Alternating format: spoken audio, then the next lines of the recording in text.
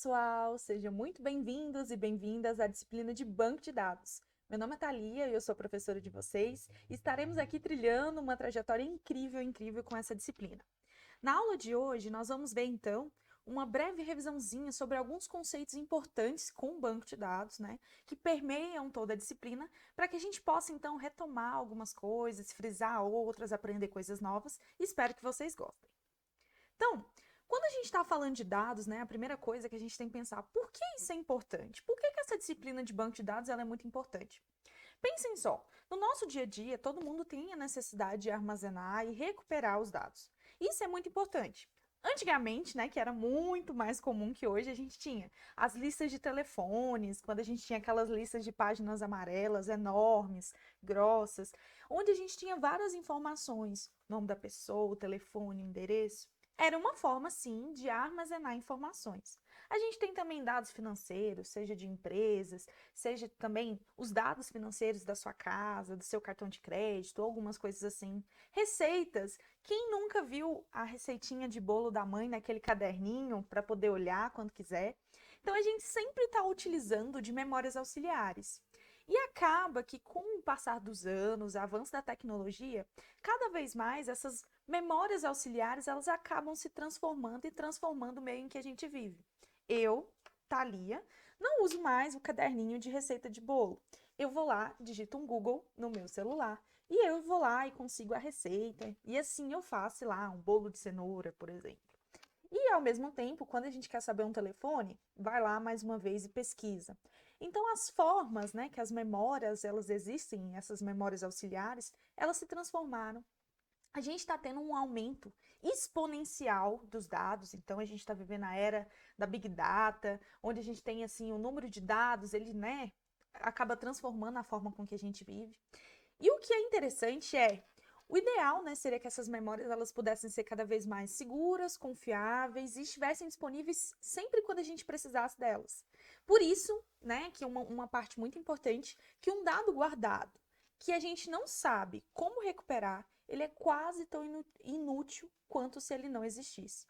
Por isso que formas para encontrar aqueles dados, então, por exemplo, lembra da lista telefônica amarela? A gente também tinha que saber como recuperar os dados, como a gente encontrar as cidades, como a gente ir nos índices e procurar as pessoas.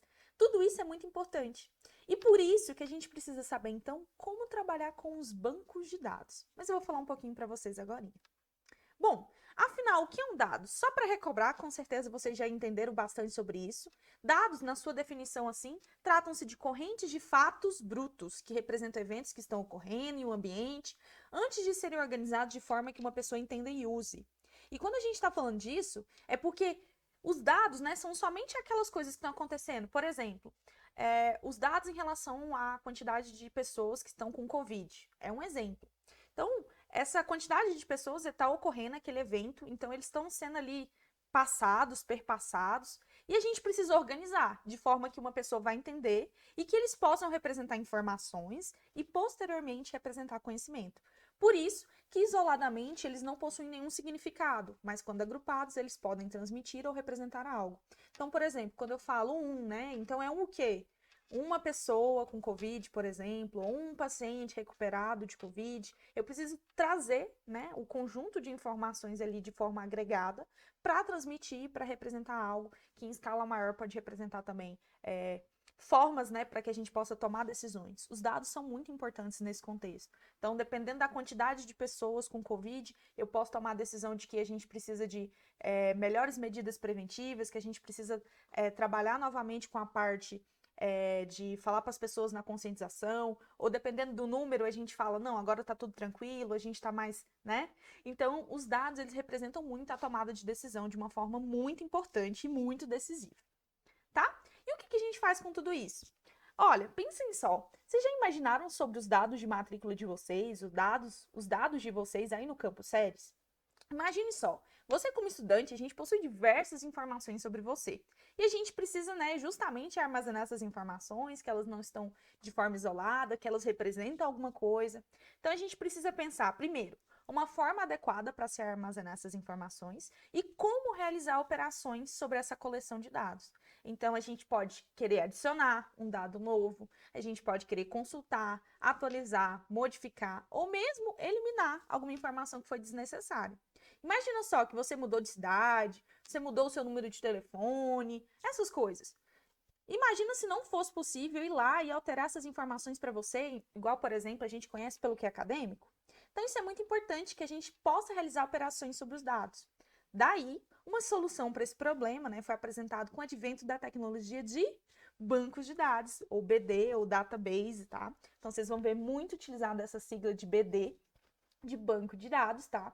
E os bancos de dados são eles, né, que guardam essas informações. E hoje a gente vem ali com a tecnologia para guardar, para que a gente possa não perder aqueles dados, para que possa ser fácil de recuperar as informações, para que possa ser fácil de integrar com outras tecnologias. E isso é muito, muito, muito bacana. Então, só para recobrar então, como que a gente pode então manipular aquelas operações? Qual foi as formas, né, que foram vistas ali pelas pessoas que criaram tudo isso? Então, a gente tem a linguagem SQL, né, que é essa linguagem de consulta estruturada, e ela está presente, né, principalmente nos SGBDs, que vocês já devem ter visto, que são os sistemas gerenciadores de banco de dados, os mais conhecidos, e é uma linguagem amigável que permeia, né, os distintos sistemas gerenciadores de banco de dados.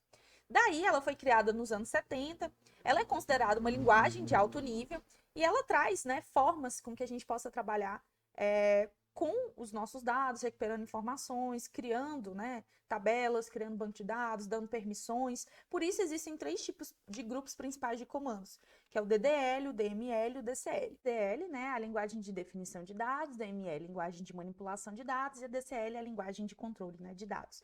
E a gente pode estudar um pouquinho sobre elas, a gente vai acabar passando por esses grupos principais de uma certa forma aqui em banco de dados, então vai ser bem legal.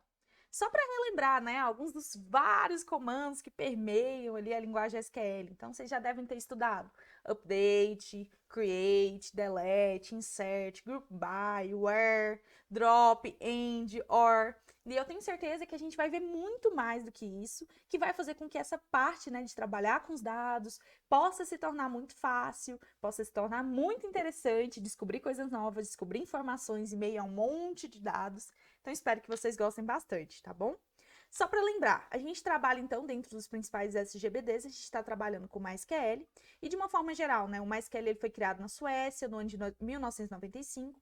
A ideia é que ele fosse, inicialmente, né, trazer projetos de pequeno porte, né, pequeno e médio porte, e hoje isso já cresceu muito mais, devido à sua fácil utilização, e ele vem sendo utilizado por muitas empresas, e aqui tem várias, né, NASA, Bradesco, HP, Sony, várias outras empresas de renome que usam, né, um grande volume de dados. Então, ele acabou crescendo muito mais que isso. Uma coisa interessante é que, geralmente, né, costumeiramente, a gente utiliza o MySQL juntamente da ferramenta MySQL Workbench, que é a que vocês já vêm utilizando, né? E ele é considerado um dos SGBDs mais populares da Oracle, inclusive ele é da Oracle, mas nem sempre foi. E quando ele, na verdade, era da Sun Microsystems, né? E aí depois foi comprado pela Oracle. E uma coisa interessante é que a ideia do MySQL foi justamente com a parte de software livre. Então, quando ele acabou sendo comprado pela Oracle, foi feito um fork do projeto, então uma cópia, criando o MariaDB, que acabou sendo, então, o projeto mais agora oficial em relação à questão de software livre mesmo, tá bom? Então, basicamente era isso que eu queria falar para vocês. Então, vocês estão assistindo esta videoaula aqui hoje, nesse momento, que falei um pouquinho sobre o conteúdo, mas vai ter muito, muito, muito mais coisa. Aproveitem, né, os vídeos, aproveitem os slides, aproveitem os encontros síncronos, que eu tenho certeza que vai ser ótimo. Muito obrigada, um tchauzinho e até mais!